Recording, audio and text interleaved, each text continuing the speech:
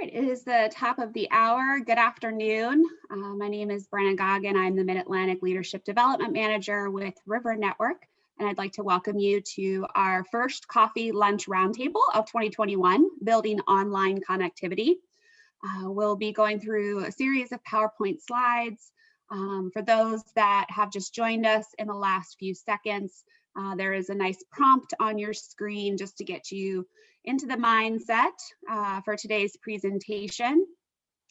I will also be admitting people in as we move forward. And just a reminder, this presentation is being recorded and will be available online following the presentation. So, again, welcome to the first Coffee and Lunch Roundtable of 2021, Building Online Connectivity. Hopefully that is the webinar that you signed up for and have registered for. We have a series of goals that we hope you'll get out of today's presentation. Most importantly, appreciating the tools that are available online, especially during the pandemic when building connectivity is so critical. An understanding of practices that are good to put in place before, during, and once you're evaluating your platform, when you're interviewing vendors, when you're looking at platforms, and then again, the process for evaluating them as they go forward.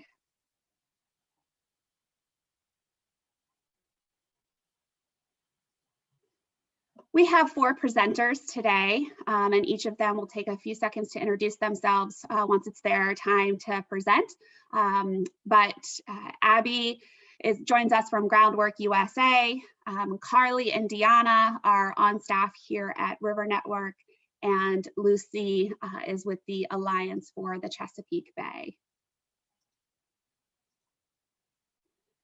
So now that we hopefully have provided enough opportunities for folks to all gather into this space, please take a minute to introduce yourself in the chat box.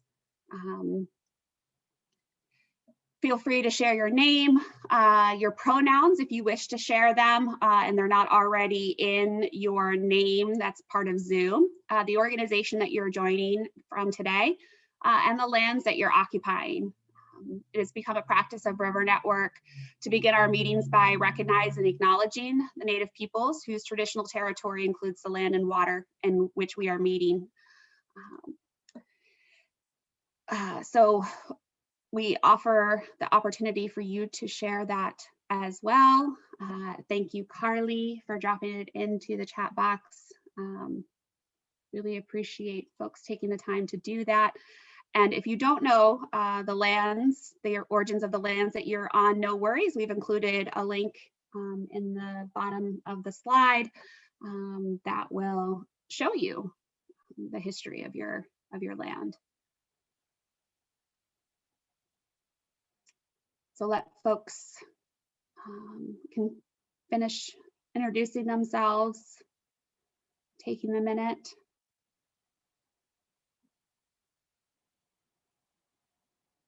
Thank you all for taking the time to do that. And for those that are just joining, we're just taking a quick minute to introduce ourselves in the chat box. You can see what we're doing as far as introductions are concerned. And then I'm your host, so at any point in time, if you need assistance of any kind, feel free to chat me individually. So let's kick this off with a poll, starting with where are you in your platform journey? Hopefully the poll has come up on your screen. If you have questions about what a platform is, we can certainly go into that explanation. See if you're gathering information to determine if a platform is even right for you. You've determined that a platform's right for you, but now you're exploring what those options may look like. You've selected a platform and a vendor and are preparing to build out. You're evaluating your vendor to see if you want to jump ship. Maybe using this webinar as an opportunity to do SOS. or you're evaluating your vendor and you're looking at potential upgrades or updates, and you welcome this opportunity to learn more about the various platforms that are available. We've had a few more people join us, so welcome for those that just joined. We are doing introductions in the chat box, your name, your pronouns, if you wish to share the organization that you're with and the lands that you are occupying. And we do have a poll right in front of us, which I will close in about 30 seconds, just asking where you are in your platform journey, so that we have an idea of the types of questions that we may expect from today's presentation. So if you could take a minute to fill out that poll, that would be great. And I'll end it in 15, 10, 5. All right, ending the poll and sharing those results. So by and far, it looks like people want to understand more about what a platform is. We will have a lot of information about what a platform consists of and what that looks like. Looks like there's a good number of folks that are gathering information to determine which type of platform would make the most sense for their organization and their work. Good news is, doesn't look like anybody's evaluating their current platform and planning to jump ship. So we have quite the journey ahead of us. Thank you very much for taking the time to share your thoughts. Going back to the chat room, we welcome the opportunity for you to now submit, for those that were able to join us a few minutes before the webinar started. We had that slide at the beginning with what types of questions that you think you might have regarding today's presentation. So if you had an opportunity to read yesterday's email or take a few minutes to jot down those questions and you want to share them, please do so in the chat box. Please know that we will be accepting questions and compiling questions throughout this roundtable, and we'll have a dedicated space for asking questions in between presentations. You are welcome to stay on camera or turn your camera off and just take in the presentation, whichever is most comfortable for you. Due to the number of people that we have joining us today, we'll do most of our interactions through the chat box. Okay, without further ado, I am going to turn it over to our presenter, Abby Dusseldorp with Groundwork USA. Abby. Hey folks, I'm going to do that really annoying thing. Can everyone hear me clearly? Okay, thanks. Never can tell quite with my headphones if they're going to work or not. So I am Abby Dusseldorp. I am the Director of Development and Communications for Groundwork USA. So part of my role is external facing, and then part of my role I've been supporting on a lot of our efforts to build connection across the Groundwork USA network. And so I'm really excited to talk to you today about kind of the selection phase of choosing a platform. We are in the end stages of doing like a soft launch and officially going to launch our platform on February 1st. So have just kind of completed that journey that it looks like a lot of folks are currently navigating. So excited to share some like best practices and some tips I've learned along the way with you guys. Next slide. I think there's quite a few folks actually from Groundwork here, but just a little bit of context setting. Groundwork USA is a capacity building organization for about 21 people-centered, place-based environmental justice organizations. They're located in about 23 cities across the United States, and we all kind of share a vision, mission, and a lot of similar work to advance like healthy, thriving communities in cities across the country. But all of our organizations, which we call trusts, operate independently. And so one of the roles of Groundwork USA is to really foster connection and learning between these different organizations and really build the capacity of the whole network. The trusts kind of range in all sorts of shapes and sizes for nonprofit organizations. We have some trusts that have been around for over 20 years that have about 10 to 15 full-time staff members. We have much smaller organizations which are run by either 1 or 2 full-time staff members. Some have been around for less than a year. So there's a whole range of organizations and a lot of different skill sets and expertise that can be shared to really bring everyone up as a network and make sure that we're operating really impactfully and efficiently across the network. Next slide. And so we think of connectivity and building those connections in a couple of different ways. At Groundwork USA, we really hope to inspire like learning, connection, and collaboration, not just like as like a hub and spoke organization, so everything filtered through Groundwork USA, but we really want to build connections in all different directions across the network. And we do this, a lot of stuff is either like in person or like webinar calls similar to this. We host an annual retreat in which all the executive directors and staff come together. We reflect on our past year, think about where we want to go together as a network, and do a lot of shared learning in person.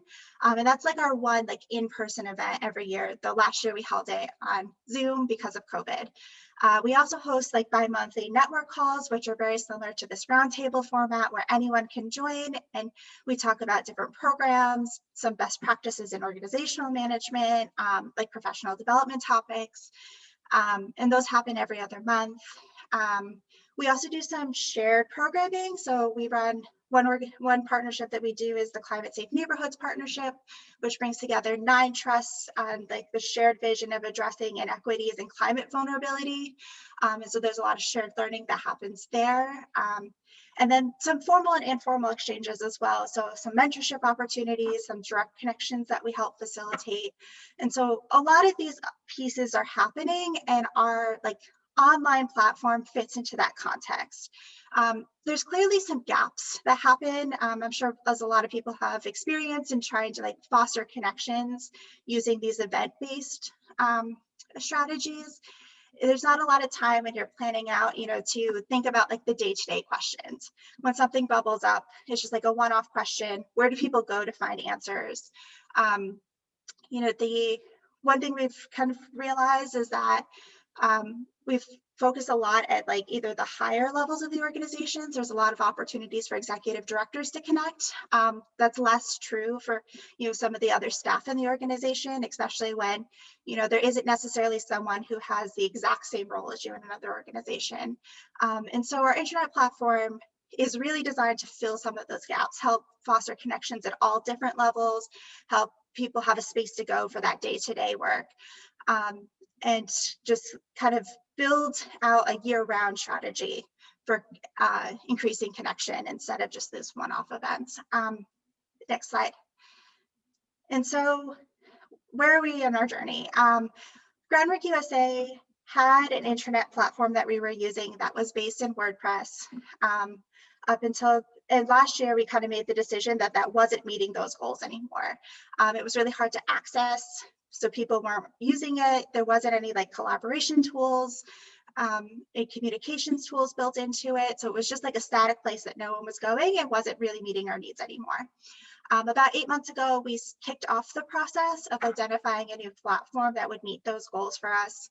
And like I mentioned, we're officially launching network-wide on February 1st. So we're in the early stages of like our soft launch. So today I'm just going to talk a little bit about like what that selection process looked like. I'm not a tech person. I'm really good at faking it, which I feel like a lot of people on the call probably play those roles where you're trying to learn on the fly. So I'm hoping to share some of my experience with you guys so that maybe you don't have to start from scratch.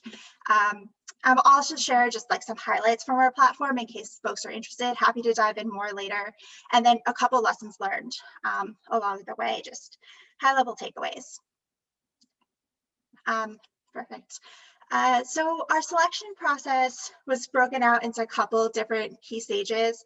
I think of them in like the vision setting and research stage, then demoing, which was certainly my hardest part. I wasn't 100% sure how to even approach like discussing these platforms with vendors. And then using those as kind of the foundation, the rest of the stages kind of flowed from there. So like design and launch. And as I mentioned, we're in the soft launch right now. So other folks in the call who've had more experience are going to talk about those later stages. Next slide. So if you're anything like me, when I was tasked with kind of leading this process, I immediately went onto Google and typed in like intranet platform and came up with literally dozens of solutions and potential tech options and was immediately overwhelmed. And so highly recommend before going into the research process and kind of, looking at dozens of platforms and dedicating a lot of time just to like even understanding what's out there, I highly recommend stepping back and really starting with that prioritization and vision setting for your platform. Just getting to know kind of like what is your audience looking for, what are you hoping to achieve with this, and kind of setting some top-notch goals so that when you're starting your research process, you actually have a place to start like immediately knocking things off your list. Next slide. So during this stage, I really focused on answering 4 questions, like who is our target audience? What are they expecting from the platform? How many do we have? How comfortable are they with technology? I think that's a big one to anchor on, and like what technologies are people currently using? We're a big network and people kind of run the range of how comfortable they are and have like loyalties to certain platforms. So it's important to know those. Who's going to be overseeing the platform? As I mentioned, I'm not a tech person, so anything that involved coding had to be immediately taken off the list as an option for us, unless we wanted to like contract with someone outside. Importantly, what information do we want people to access and to share, and then kind of what is our budget? And so a couple of ways that we did that was like we had team calls just to reflect on the old platform and just get a sense of like, I let people kind of air their grievances and just tell me all of the things they don't like, because that's a good way to just collect from people like what are they actually looking for in a platform. We did some surveying, and then we also had like a phone call set aside where anyone who maybe didn't want to fill out the survey or didn't even see the survey in their inbox could come onto our call. And so, really what we were thinking at this stage is to build that prioritization matrix. And really that gave me, after looking at all these questions and getting some feedback from folks, is able to like build a chart, which let me evaluate each platform that I was looking for to see like, does it do the thing that I need it to do? Will it grow with us? Like, do we have the capacity to oversee it now? Do we have the capacity to oversee it in the future? And can we even afford the platform? Because there's also a whole range of costs. And so just like starting there and making that checklist made the research process so much easier, because all of a sudden you went from a list of like dozens and dozens of platforms to just a handful that actually even met those criteria. Next. And so I iterated this a little bit at the beginning, but the goals for our platform when we were selecting were really about like creating both a hub for knowledge and resource sharing. So we wanted static pages on our intranet where people could just go and download the resources that we share all of the time, or like important policies and forms, our branding guides are really important to folks, but we also wanted it to be a collaborative space. We wanted to streamline communication across the network, raise awareness of the expertise and the skill sets already in our network. And so that communications function was also really important to us. Next slide. So with this checklist in hand, and a scaled down version of our research list, I was able to go into the demo stage and narrow down into our top 3 choices, and start getting a sense of like, what are the questions or the gaps that we need to be addressing during these demos. You'll find during your research that a lot of like the platforms don't have a lot of information available to you. It's very much designed to just give you enough information to want to start the conversation with them. Like I said, I wasn't 100% sure what these questions should look like, so I spent a lot of time on the internet just getting a sense of like what other people are asking. The one thing I will note here, and won't go into too much more detail, happy to share more later, but like there was actually 2 processes with demos that I went through. The first was just with myself, embedding the top 3. The second one I did and opened it up to anyone in our team who was interested in seeing it. And I'm really glad I did that because the platform that we chose is just like a blank screen out of the box. And so had I not like made time to get everyone else on board and give everyone else a chance to see the platform, it would have been significantly harder to have folks start envisioning how to use the platform. So just when you're thinking about demos and thinking about who should be in the room, definitely think about like who's going to be involved in trying to envision how to use the platform, because they should definitely be involved at some stage. Next slide. There's a lot of questions here, but I wanted to make sure that folks had the list of questions that I used to vet platforms in case you're also in the early stages of looking, and so you just had a list of things. I'm just going to highlight a couple which I found really, really important at this stage. Just getting a sense of like, is this cloud-based? Is this hosted on your website? Kind of how do people access it? Because if like for us, one of our issues with our old intranet platform was that it was really difficult to access. You had to go to a separate website. There was a separate login. And so immediately, as soon as people forgot their login, they kind of wrote the platform off as a loss. So just getting really clear about how do people access the platform and how do people access the platform on different devices. So like their phones, the computer, tablets, and what does that experience look like for folks? Are you able to brand it yourself, or do they have like a fixed design? You know, what pieces are customizable and what does it look like out of the box? I was surprised with the number of platforms that are like, it's just a blank screen and like you have to either build it yourself or contract someone else to help you build it. So just something to keep in mind. You know, what are the permission sets that are allowed that people have? Like, can you create like isolated spots on your site for private conversations? Can you not? Is everything public? And the one thing I got from like my initial feedback was how many people cared about like emails and that people didn't want to be spammed by emails from platforms. So I asked a lot of questions about like email notifications.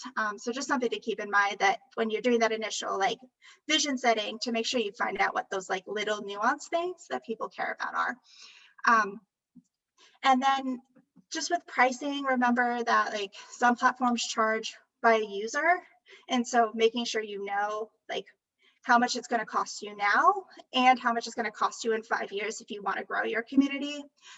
It's not always super clear at the outset exactly what those pricing guidelines are. And then for us, it was like, how long is our contract? So we know when we have to make a decision about renewing. And then the last piece that's worth discussing during these demos is just the type of training provided.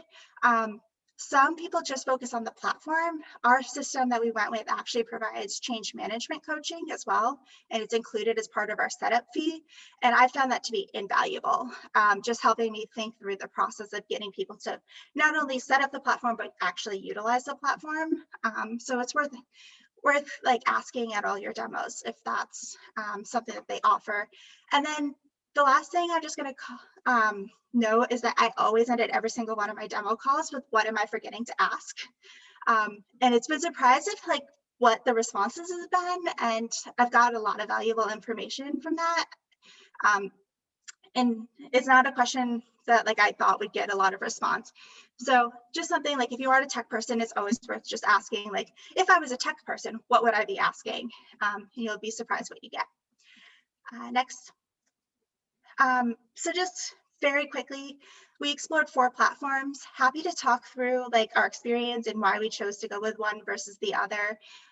But I did just want to throw 4 out here because they were 4 that aligned with our goals.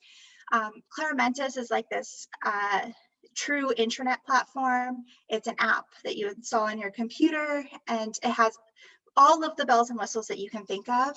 Happio is the platform that we ended up going with, which is like a Google Workspace. BASECAMP 3 is a project management tool that we explored because we were thinking, you know, what are some of the low cost options? And BASECAMP works as an online community, as you'll hear later, but it just has a lot of barriers in terms of like organization and emailing and like how people can talk to each other and identify other people in the network. And then Boss Buddy, our Buddy Boss is another WordPress extension that we were looking at. Also, because we have a WordPress website, it was low cost, but would require a lot of tech skills that I didn't have to be able to maintain and set up. So there was just trade-offs we had to make, and having that dedicated that time to vision setting at the outset of the project, it was really clear that Happio was the right choice for us. I won't go too much into the platform, but I just wanted to quickly call it a couple highlights. Next slide. So this is like completely customizable one. It's branded. It was a blank screen out of the box, so definitely took a little bit longer to set up than some of the other platforms that you'll see. But the things that I really appreciated about this is that it integrates directly with Google, which most of our network uses, has static pages where we can store all those documents that people are constantly looking for, but also has a really integrated communication tool. So next slide. Which they call channels. It operates very similar to a lot of social media that folks may have used. There's like just a place where anyone can drop in posts, you can share documents, you can, it has all sorts of like emoji responses, it has the ability to comment and tag people in slides. So it's a familiar tool that people use, and it's a good way to integrate what's something familiar and be able to apply it to our needs as a network. And then next slide. You can see here, I just screenshotted a couple that we have, but we can create literally dozens of channels and people can self-select into them. And people can form their own channels. So if there's a group of folks in the network who are interested in talking about, rivers and water, they can form their own channel as well. And so people can kind of self-select into areas that they're interested in and places where they can share knowledge and talk about topics that are important to them. Next slide. Just wanted to call out, it also has this static place where we can store documents and then everyone has access to them. So it really is the best of both worlds of like having a static, like shareable like website and the communications tools. I'm excited to launch this with a broader group of people. Next slide. I said I can't really talk about the implementation, but in terms of like lessons learned at the earlier stage, just a couple of key things to keep in mind. Make sure that you're engaging your key stakeholders early in the process. The more involved people are, the more likely they are to respond to your request for feedback later on.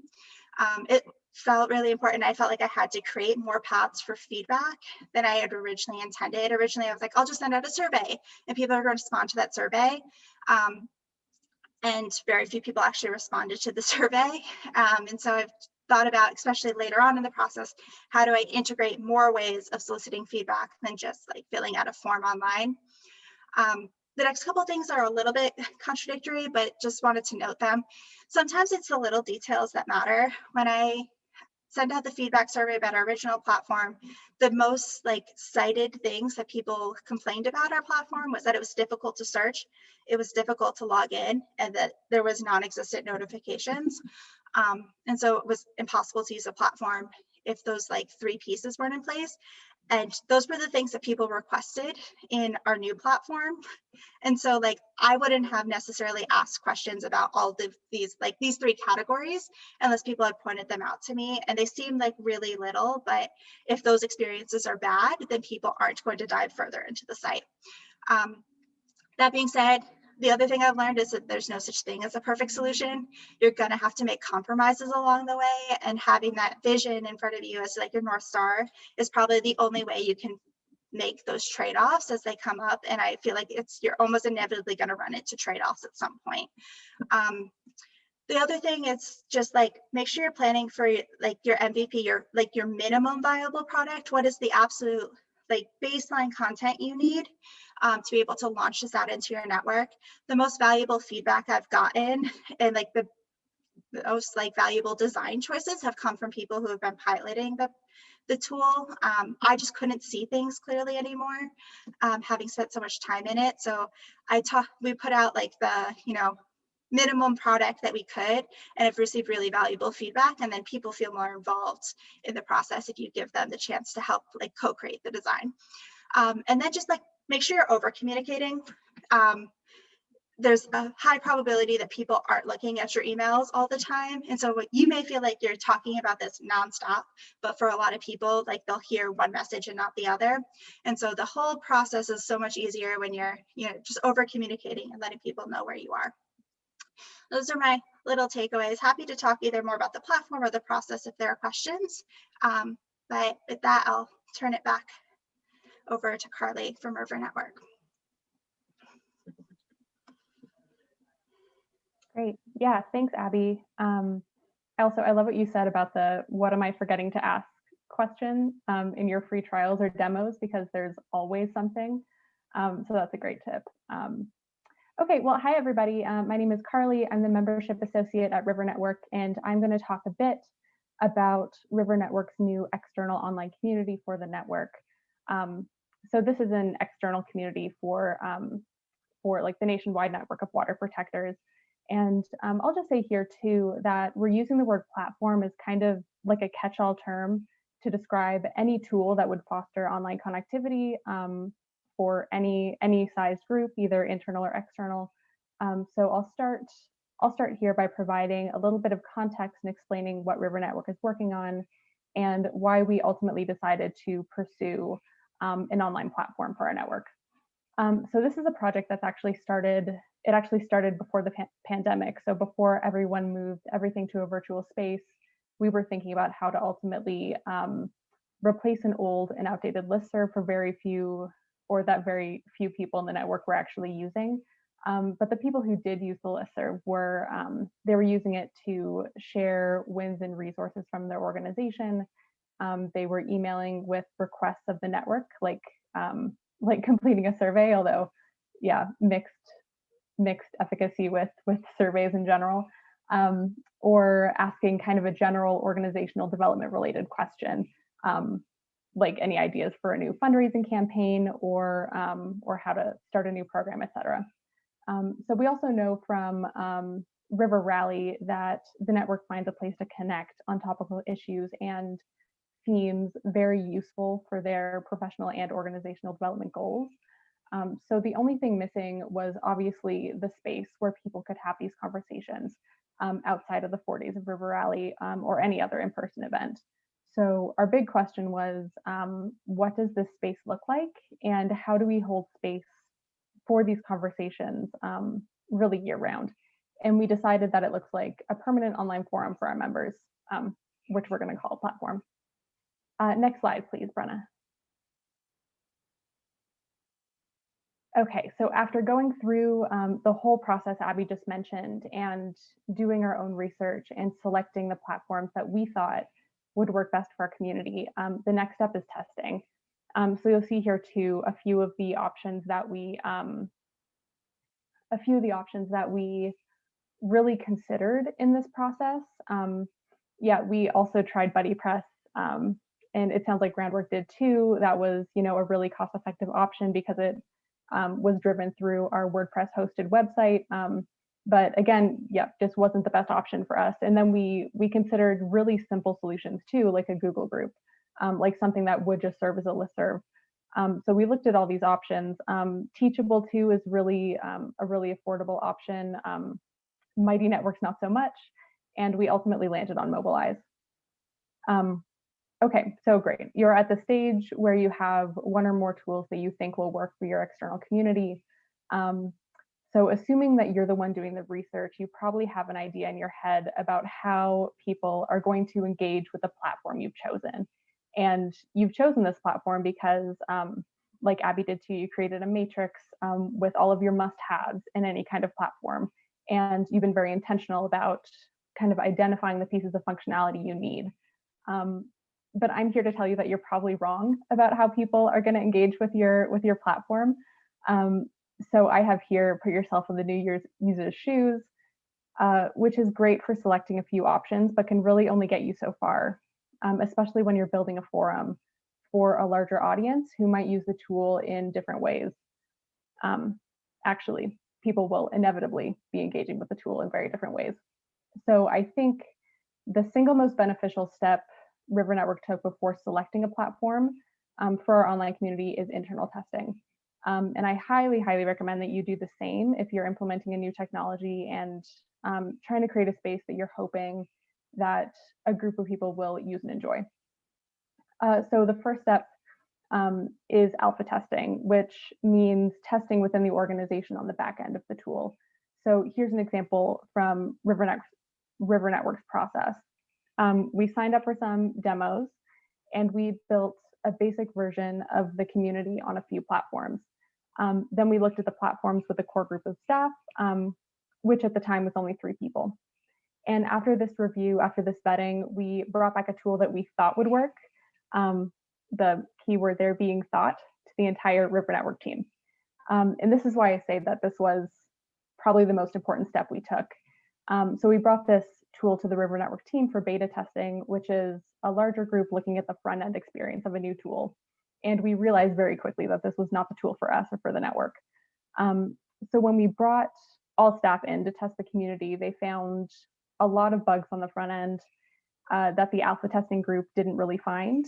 And where the alpha group was really excited by all of these different functionalities and opportunities for kind of different topical conversations, the beta group found this tool to be very busy and they couldn't quite figure out where their connectivity was actually happening. And that was BuddyBoss, by the way. So BuddyBoss does have a bunch of really cool pieces of functionality. There are many different places where you can connect within the WordPress hosted platform.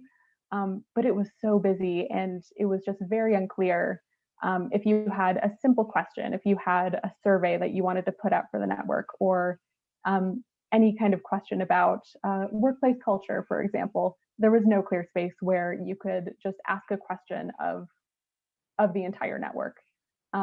So that leads me to my next slide, which is building a space for connectivity. Thanks, Brenna.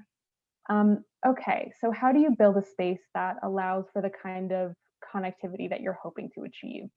And I think before you can answer that question, you need to clearly define what the forum is and what it is not. And this is what Abby was saying earlier about kind of having your North Star to guide you. So make a list of what this is, what it is not, and make it very front and center for you and your team. And this will give you a lot of guidance and clarity at every stage of the process.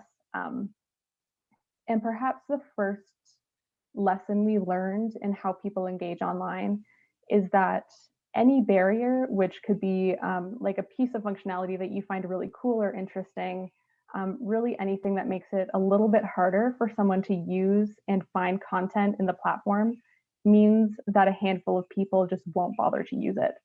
Another way to say this is that the more complex a platform is, the worse the user experience will be.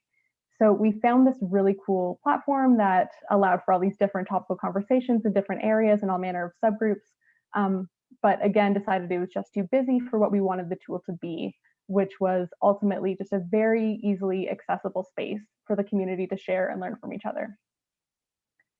So another thing we learned is the importance of building flexibility into this project. So if you have built out your vision for what the forum will be and how people will use it, make sure that there's a little bit of space to kind of rethink your expectations based on those guidelines. So unfortunately, the answer to, I'd love to give you an answer to the question of like, how do people engage online? But the answer is it varies. And it varies a lot. So our goal was to build a community for people who might keep the platform like open on their phone, open on their desktop all day long, as well as people who pop in once a week or once a month to kind of get the latest updates or ask a question. We're also very lucky that many people have done this before us, and there's a bunch of research and knowledge out there around what turns people away from adopting a new tool. So one piece of advice that I heard time and time again is start small, which means don't build out a community with several subgroups or private chats. Drive engagement in the main group first and build it out over time. I think it's also important to recognize that a new tool would be new for both you and your community, however large or small that community is. So, so be really patient with the whole process. It seems daunting, really, but new tools like this take 3 to 6 months in normal times to take off. So again, I would encourage patience as you roll out a new tool for engagement, as really all of our lives are still moving online. And while you're being patient and understanding that human behavior is really impossible to predict, make sure you're committed to driving engagement when the forum first takes off. So that was another benefit of alpha and beta testing and bringing staff into the decision-making process. I think it's safe to say that all of us at River Network are committed to the tool and what it can do for the network. So our internal staff are committed to driving engagement in those months when the community is just taking off. So this testing really created buy-in. If you can get your beta group excited about a tool, you're probably on the right track. And for us, for River Network, we knew that Mobilize was the right fit for us because it checked off all of our boxes in our matrix. And when we brought the tool to staff, they took to it very quickly. And I'll say here that our goal was to build an external forum for the network, but I think we really underestimated the internal benefits of a forum like this, where staff can share and connect in an informal space kind of outside of the regular staff listserv. So it's been great for transparency. Like staff will often give a shout out to another staff member or mention where they're at in a new program. So we really wanted to build this out for the network, but the group has been, Mobilize has been really great for the River Network team internally too. Next slide, please, Brenna. Great, and I'll just plug in here that River Network's online community actually opens to the network today. So please feel free to check it out. Like much of our work, this tool was built for the community of water protectors with the needs of organizations in mind. So feel free to register, and I'll pop the registration link in the chat when we're done with this roundtable. But yeah, I hope it proves useful, and I'm happy to answer any of your questions at the next opportunity. But for now, I will turn it over to Deanna. And hi, Brenna. I wasn't sure if there were any questions that you wanted to pose or any that have come in the chat in the meantime. Thanks, Deanna. So we have not had any come in necessarily in the chat. There are questions about what, or actually I should say interest in people sharing what platforms they're currently using. So if you're an organization that is using a platform, whether it be Slack or Google, Mobilize, Happio, BuddyBus, any of them that we've already mentioned, could you share that, and would you recommend that to users of this presentation? And perfectly okay to post that in the chat room. There is questions coming in right now about use guidelines. Tally specifically, Carly, maybe you want to touch on this, or Abby too, if you're doing internal as well. Do users have to sign any I agree to use guideline statements? Yeah, so for the River Network community, folks, you know, there's the checkbox that says I agree to the following, to adhere to the following guidelines, which are really our group agreements so our standards for how people should engage with each other in the group.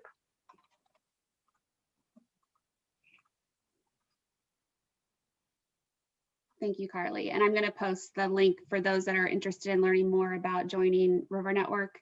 I'll post that in the chat box. Keep those questions coming. As you have them, don't worry, we're going to keep a rolling account of them as we go through the presentations. So take a minute, stretch, breathe, and let's keep going. Deanna. All right.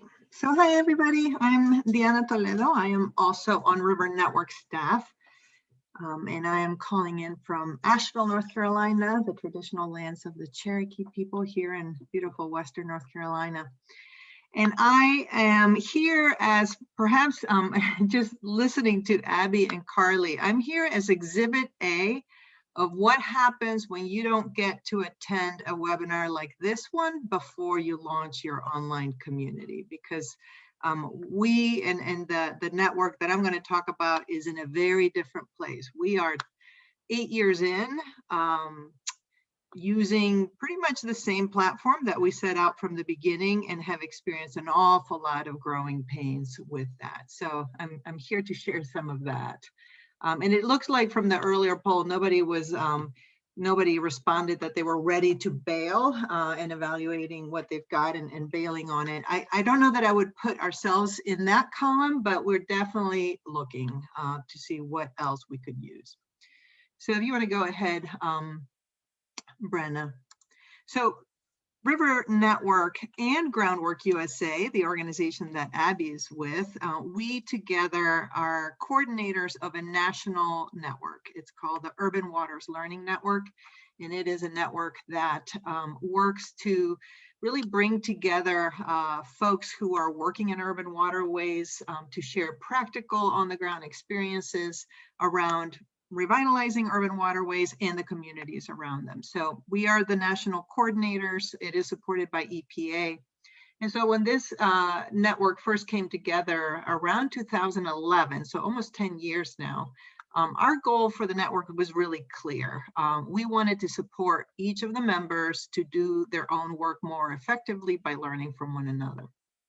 And so I'm going to talk a little bit about the trajectory of growth, but one of the things that became clear at a couple of years in was that there was a separate goal here, and it was to promote to the larger world, folks outside of that learning network, approaches to doing watershed or urban waters work that were holistic, that were centered in community, and that really were incorporating multiple needs and brought multiple benefits to the community. So suddenly, we were designing this network as being inward facing, and it became clear, wait, there's an external goal to this too. So if you want to hit next slide. And so a couple of years out, we struggled with that question, honestly, until that second goal became clear. And the way that was showing up in our work was always the question of, do we post this in our internal facing platform, or do we need to get it out through our own organization's social media channels, et cetera? So then it became clear we needed our own website. We created that. We created an e-newsletter that goes out on a quarterly basis. So at least that much, for lack of like sitting down with real clarity on the front end, defining our goal, we sort of had to stumble into this. But okay, we created the website, off we go. Next slide, Brenna. So basically what we're doing is across these 4 areas, telling stories of impact, communicating internally and externally, bringing folks together of the network through convenings, much like our 2 member organizations, Groundwork and River Network, do, and providing technical support for each of the groups. And so go ahead, Brenna.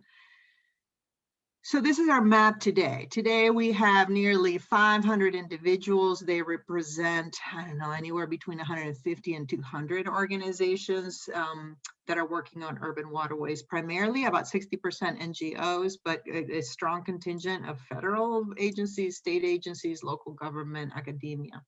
But we started out much, much smaller. When we first started out, there were 10 organizations that were members of the Learning Network. And so that brings me to one key element, and that is really thinking about the question of size of the network. How many individuals are we trying to connect? Next. And so here you can see the trajectory of our learning network. We started out with 10. Quickly, those organizations started inviting their partners, started inviting others in their community. That started to grow. And things were very manageable back then. Those were the golden days, right? We were able to bring folks together in person. And so the online platform really was just almost an extension of the in-person connections that we were able to make. And so as that network grew, we went into a period of what I would call uncontrolled growth here in 2013, 2015. And suddenly it was, can you go back a couple, Brenna? So you can see that bubble of growth, and it wasn't really intentional, and it wasn't by design. It just sort of took a life of its own. And so in recent years, we really have focused on not growing this network, growing connectivity, not growing in size. And so that's been, really a focus, just kind of finally defining some sideboards around who do we allow to be in this network. And so go ahead, next. So we started out with BASECAMP Classic. Again, there were 10 people, so it was super simple. We just wanted to talk to one another. We wanted to share tools. A couple of years later, we moved next into BASECAMP 2, and it was just an update of BASECAMP. And that, I'll talk a little bit about the challenges, and Abby started to allude to those. But when the network was small and when people knew each other because they were showing up to meetings and talking about their work in person, there's a bigger incentive to work through the challenges and the barriers of the platform itself to actually connect online than there are when these are strangers that you just know by name. So in a sense, we could kind of get away with the challenges of BASECAMP, but here we are now wondering what is next for us next. In the last 3 years, I think BASECAMP 3 has been available. We have not migrated there. I should say when we migrated from BASECAMP Classic to BASECAMP 2, and I think this is something to think about, whatever the platform is, migrating a community from one to another platform can be difficult if it's not really a well-connected community. We know we lost people in that process, and that is our fear. If we take everybody off BASECAMP, unless it's a really seamless transition to whatever is next, we're afraid that we almost have to start rebuilding. God knows what our numbers would look like. And so that's one of the things that we're sort of thinking about and challenged by. Go ahead, Brenna. So, I think Abby and Carly really nailed it. Define what it is that you're doing, what are your goals, and kind of thinking about who is your network and how big is it going to get? Can your platform grow with you? For us at the beginning, it was 1 and 2. It was very clear. We want to support discussions. We want to support document sharing, and BASECAMP did it beautifully. Over time, we have recognized, and I think our needs have shifted, and then we recognize some needs that perhaps were unarticulated initially, and it's these other needs. We want to be able to provide and build connectivity across issues, across geography, across areas of expertise. We have folks who are, focusing on youth development or workforce development programs, providing river access, doing water quality monitoring, green infrastructure. That there are so many areas of expertise within our network. And right now, number 4, the ability for members to create these subgroups or sub-channels that just emerge organically. We really need that, and BASECAMP does not allow us to do that. We are in complete control. A channel gets created if we create it, and then it's kind of cumbersome the way it does it. And then the last one is really key. We don't want to be the gatekeepers for all the flow of information in this network, and so we're really working to find ways to build leadership from within the network. And there are ways that you can do this, and we're finding some ways, but it is not through BASECAMP. If we could set guest moderators or have some sort of designation for the people who respond to questions more frequently, recognize, the super users, if you will, that starts to build leadership within a network, and our BASECAMP just doesn't facilitate it. So in a way, it hasn't been able to grow with us. Next. This is what it looks like today. So we're still on BASECAMP 2, and one of the reasons I'll get to is because there's just not enough to be gained to move to BASECAMP 3, honestly. We primarily use it for messaging, for members posing questions, announcements, soliciting templates. At this point, about half of the discussions are initiated by members of our team. That is not a metric we're proud of, and yet it is a very difficult pattern to break. So this idea of when you launch the network, words of wisdom from somebody who's been down the road. Do not, like, stop the urge to post yourself. Like, really take the time to get somebody else to post it for you. We've had people who say, hey, I want to post this, but I don't know how to get into the system. Can you post it for me? And so really it need more training to get people to use the platform themselves, because once it becomes recognized as almost primarily a one-way flow of information, it's no longer a connectivity. And what we still see, though, is that people who come to our meetings when we were able to travel and meet in person, that really drove a lot of the interaction on BASECAMP. People who know each other, who have a certain level of comfort with each other, are more likely to post questions and to answer each other's questions. And so, for COVID, we've sort of lost some of that mechanism for driving traffic here. We do every year kind of put a request out there, ask folks if they want to opt out so we can kind of clean house. And we regularly post reminders for how people can actually use it and navigate all of the challenges that posting to BASECAMP provide. I will say it's not effective as a connectivity tool for all the reasons I'm listing. And yet, people are listening. People, we post things, we invite folks to events or to trainings or to peer-to-peer calls, and they show up. They're seeing it on BASECAMP. So it still has a lot of value for us, but mostly as that one way of communication. Next. So what it is, I mean, and this first bullet should have told us from the beginning, it is designed as a project management platform, not really as a connectivity platform. So you've got ways, to work through projects. You set up teams and clients, and there's to-do lists, and you can assign tasks for people and calendars, all things that we do not need. So we're stuck kind of working in this project management platform that has a lot of functionality that we don't need and not enough of what we do need.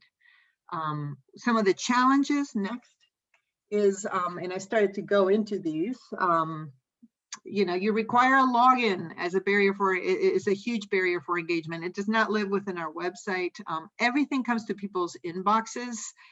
You can modify that. It's not very intuitive for doing that. So people are receiving the information, but to actually post or to narrow down who they can talk to, that login has been the death knell to this network. Just they don't remember how to get in it. Just this morning, I got another email. Hey, can you walk me through again how to get there? And yeah, it's impossible to create like nested groups. So we can't have like urban waters and then the green infrastructure maintenance group that wants to have the conversation, this channel question. The last thing is that it doesn't allow detailed user profiles. We want people to know who is an expert on green infrastructure installation or maintenance, or who has, experience with community benefit agreements. Like the profile that we each are able to set up in this platform is not detailed enough to really be able to share that information. And so it's still hard for people to just find those individuals within the network that can maybe individually answer their questions. Next. And so we've done workarounds. We have so many workarounds. You don't want to be stuck doing workarounds because you don't have the right platform. Some of them we've developed these member profile cards that help identify who is in here, what are their areas of expertise, what is their contact information. Next. Go ahead, Brenna. There you go. And we've created training videos. We host regular orientations for how to get into the platform, how to make use of it, how to modify your settings, etc. Try to connect with people. But honestly, at best, these are workarounds that, having the right platform would make all of this a lot easier. So some of the questions next that we are contemplating here as I wrap up is, does moving to BASECAMP 3 offer enough of an upgrade to warrant the migration? For us, it would be simplest to move to BASECAMP 3 because it's within that world, that universe. Right now, our answer has been not really, because it's still project management platform. what are some of those costs of moving to outside of BASECAMP in terms of loss of members, loss of engagement versus what we gain? How do we lower some of the barriers for entry or participation? And then we're also, I'll say it is not on the top of my list to spend 6 months developing a new platform. I know what Abby and Carly just went through. It is never the top priority project. And yet for not making it the top priority project, a lot of the other work falls short. And so we are asking ourselves, is there more connectivity that we can build within what we've got? And is the platform the issue, or is it the way we're managing and moderating? We've done a lot of things, you know, like jumping in and responding to a question rather than, you know, because it was quiet, rather than pinging somebody to say, can you respond to that question? Because I know you've got the expertise, and spending the time to build, you know, the connections. You know, I think we've got some of the blame for it, in a sense, our team. And I would look to the way Carly is, you know, kind of talking about our whole team at River Network is engaged in seeding content and just like really getting engagement as we're launching Mobilize. You know, we could bring some of that learning to this network. I will say, Ashley, we've not had any problem, at least on BASECAMP, with government. It's very much, you know, it's been very easy for them to participate in that. And so, you know, what's next for us? I mean, obviously Abby and Carly talked about the new tools that each of our organizations are launching. So we're in a bit of a holding pattern, kind of waiting to see how those work out, and whether that sheds a little bit of light on where the Urban Waters Learning Network might navigate to, whether one of those two or something else altogether. But I'll be honest, like we have, it is tough to carve out time to really take this on, because now we know it is not as simple as just like, oh, we'll move to something else. No, like you're looking at a year's worth of work. If that's why, like, if you're off on the wrong foot, you know, coming back from that can be really challenging. So if I can share anything from my experiences, take the time on the front end to really think this through, following my colleagues' advice. 10 years ago when we were setting it up, we kind of walked in blindly, and here we are, you know, nearly 10 years later, sort of like, what's next, right? And part of it is thinking about what do you need? Who are you trying to connect? And how is that network going to grow over time? Because whether it's 10 people or 500 people, you're looking at very different products that could help. So I'll stop there. And I will turn it to Abby. No, excuse me, Lucy. Lucy, before you, and maybe you can touch on this as you begin your presentation, I just wanted Carly and Abby an opportunity to answer the question as well that came in about any local, state, or federal government partners having restrictions on using your platforms. So Carly, Abby, and then we'll turn it over to Lucy. Oh, go ahead, Abby. Because ours is easy, because ours is very like internal facing, we haven't we don't necessarily run into that issue, but because our platform is based off of Google, we've had to like create shadow accounts for people to access it. So that has been like one workaround that we've had to think about, but we don't necessarily run into issues with external emails having to access our platform. Mm-hmm. Yeah, we had some general access issues in the beginning during testing, but those were resolved pretty quickly. But as far as federal government limitations for how I think they can access the information and you know, whether or not they can engage in the community, I'll say that we haven't had any issues yet, but we just launched today. So I mean, I thank you for calling that out, and I'm definitely going to keep an eye out for any issues that might come up, because that's honestly, I mean, put that on the list, everybody. That is not something that we considered. Add that to your matrix. One question about price. I know on BASECAMP, it is very affordable. $24 a month still gets us BASECAMP for the 500 people. So for less than $300 a year, we have access to that. So I don't know if there's others. Yeah, some people are writing in. Oh, yeah, and BASECAMP 3 is higher for sure. Great. 1,200. Thank you, Deanna. Lucy.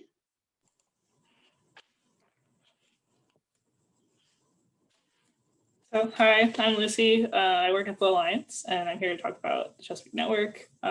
Similar to what Deanna was saying, the network's been around for a pretty long time. You can go to the next slide.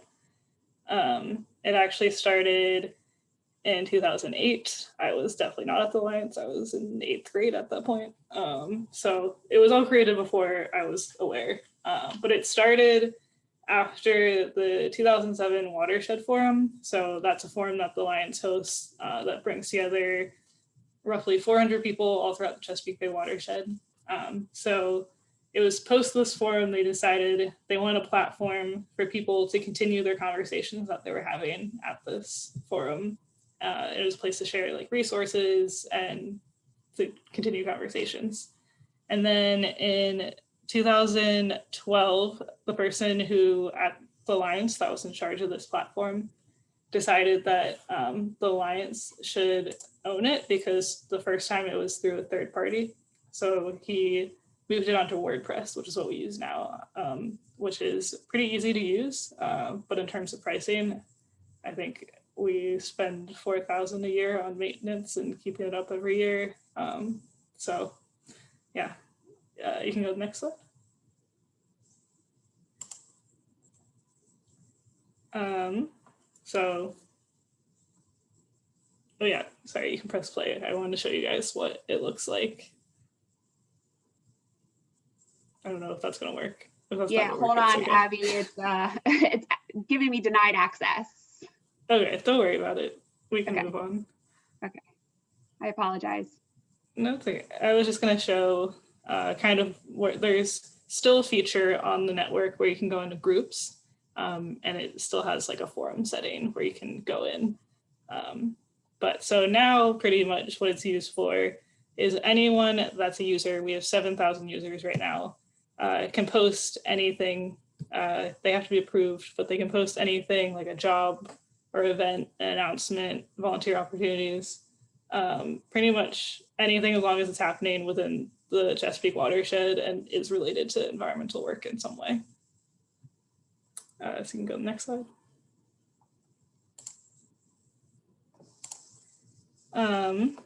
So something that we are coming across that kind of Diana was talking about is just like working with an older site and what that means. As you can see, it's changed a lot since what we originally wanted it to be.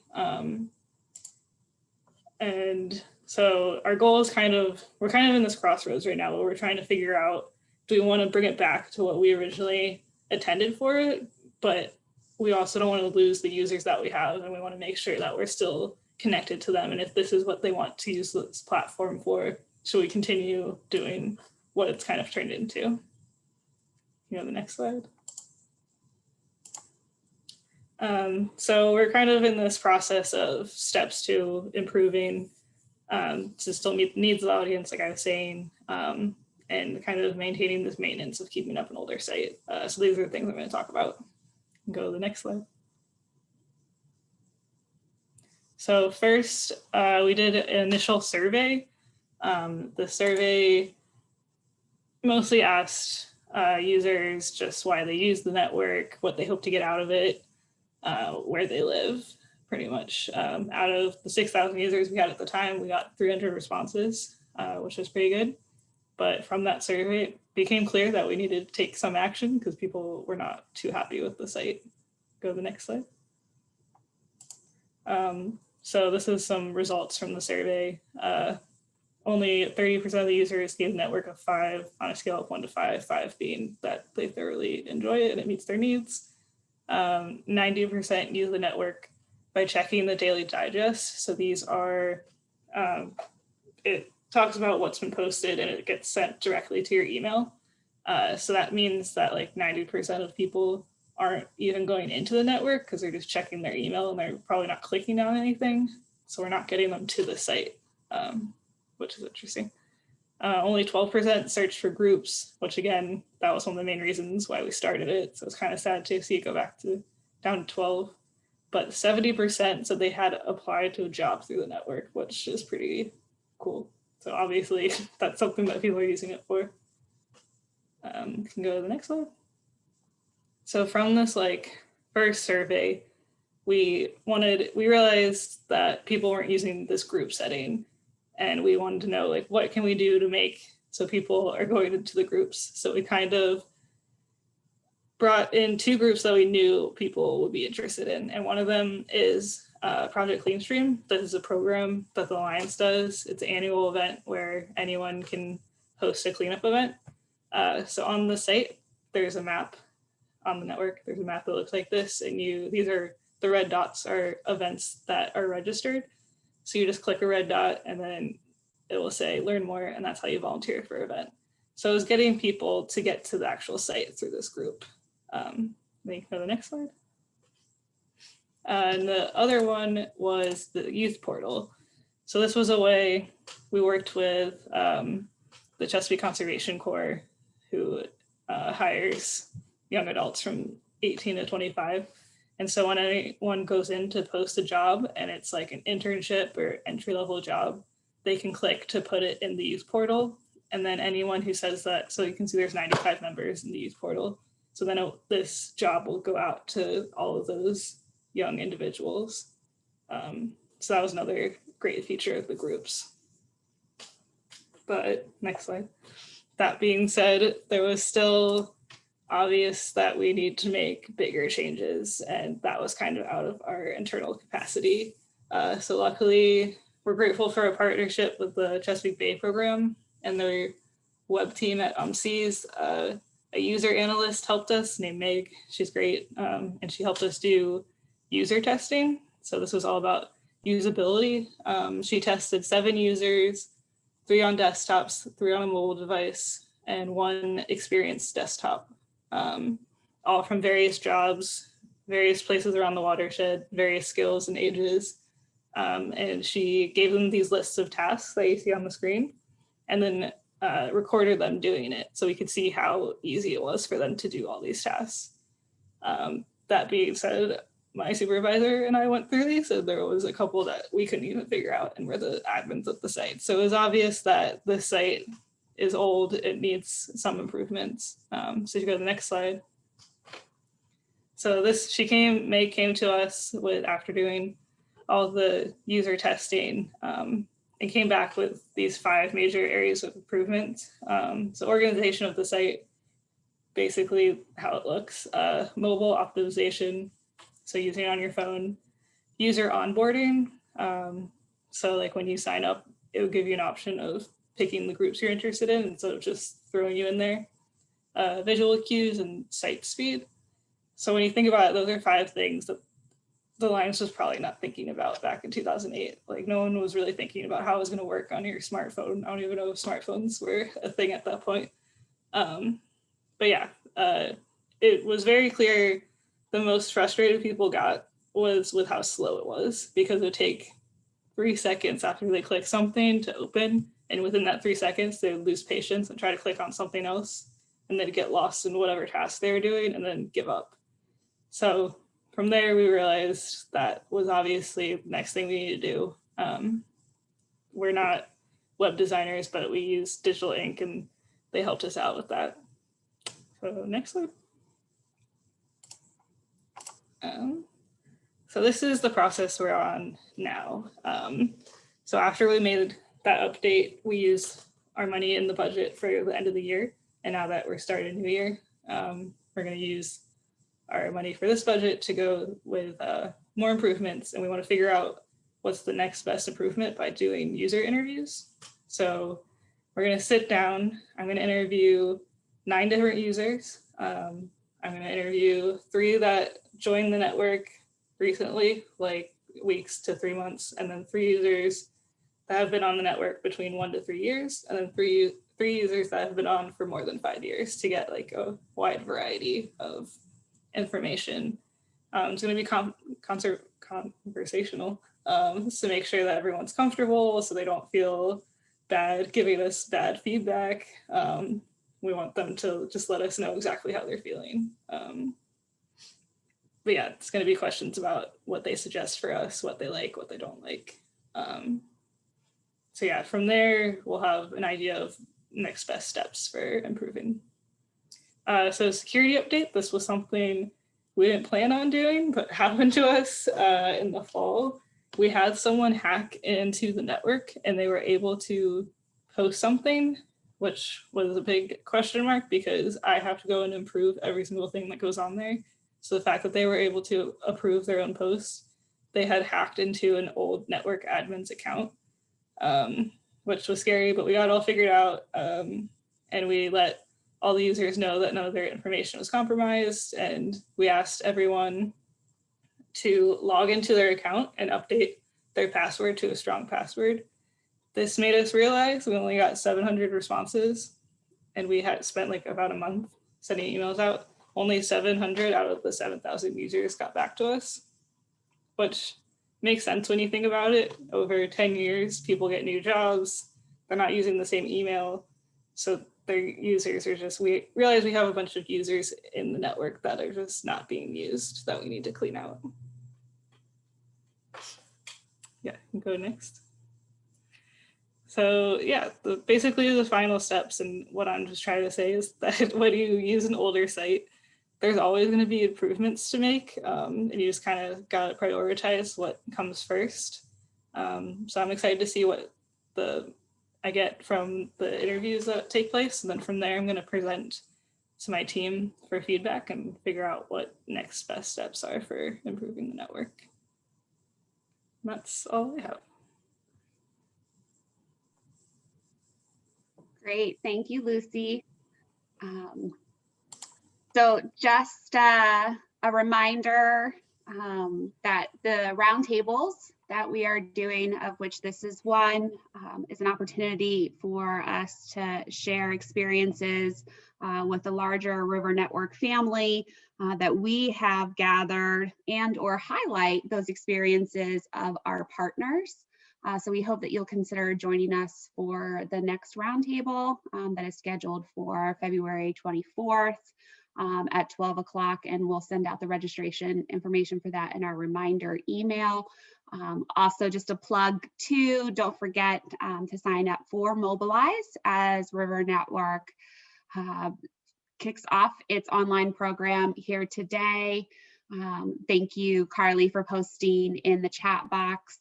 We did have questions come in regarding generational differences for users related to what type of platform they like to use. So if you didn't see that in the chat, take a quick look.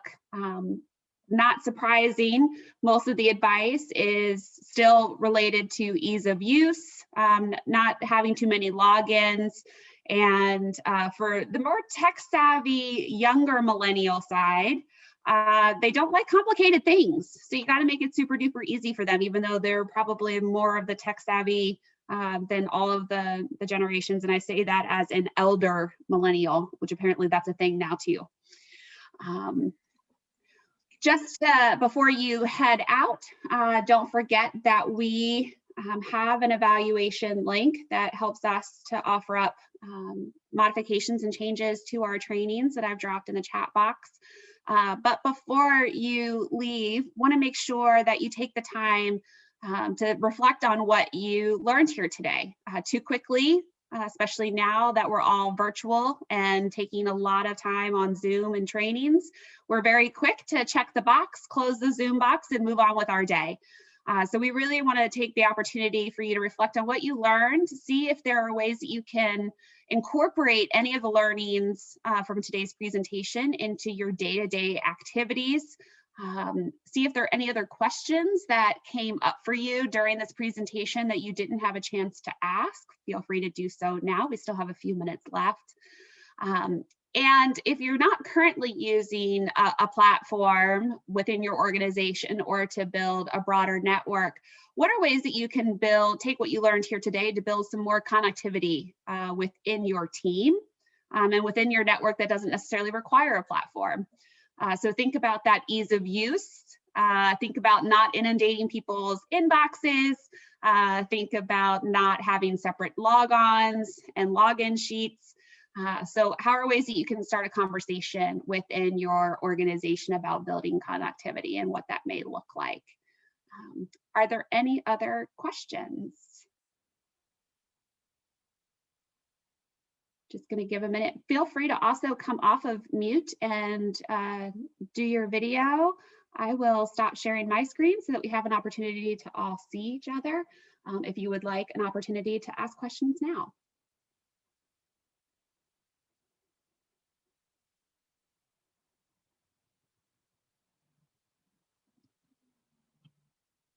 Okay. Seeing none, thank you so very much for your time today. We greatly appreciate you signing up for these roundtables and taking valuable time out of your day to join us in this learning.